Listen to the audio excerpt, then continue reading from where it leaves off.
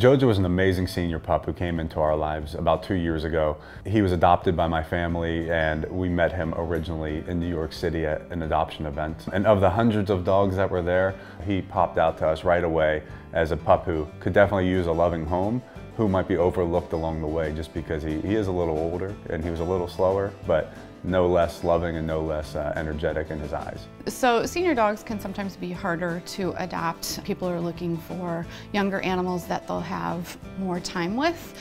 Senior dogs sometimes come with just some health challenges. It is somewhat of a selfless act to adopt an older animal, but once people adopt a senior dog and bring it into their home, we get a lot of adopters that say, oh my gosh, I will never adopt anything but a senior dog again.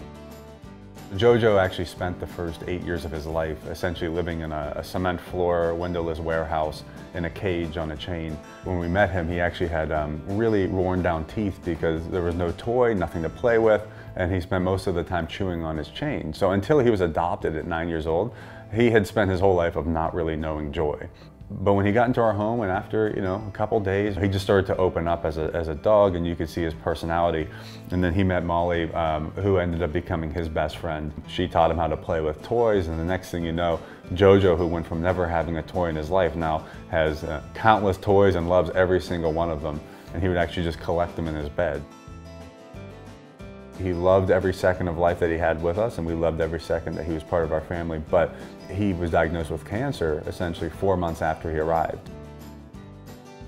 Jojo passed away, unfortunately, over the summer of 2018.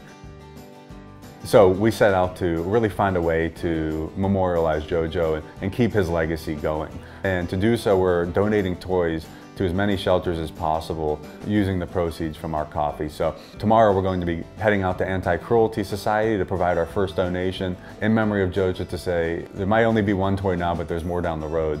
Just hang in there, have some fun, and the perfect family will find you along the way.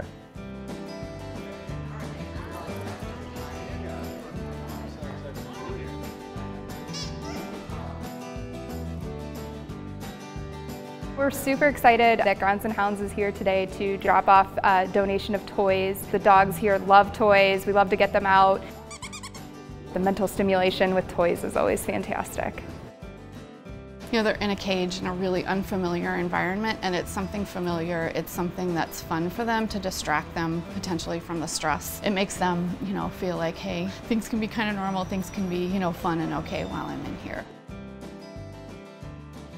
For the holidays, we're creating this brand new roast. It's called Rescue Roast, and 100% of the profits of this roast go towards a specific initiative. And this year we're really focused on senior dogs, but we also want to provide a little bit of happiness during the holidays.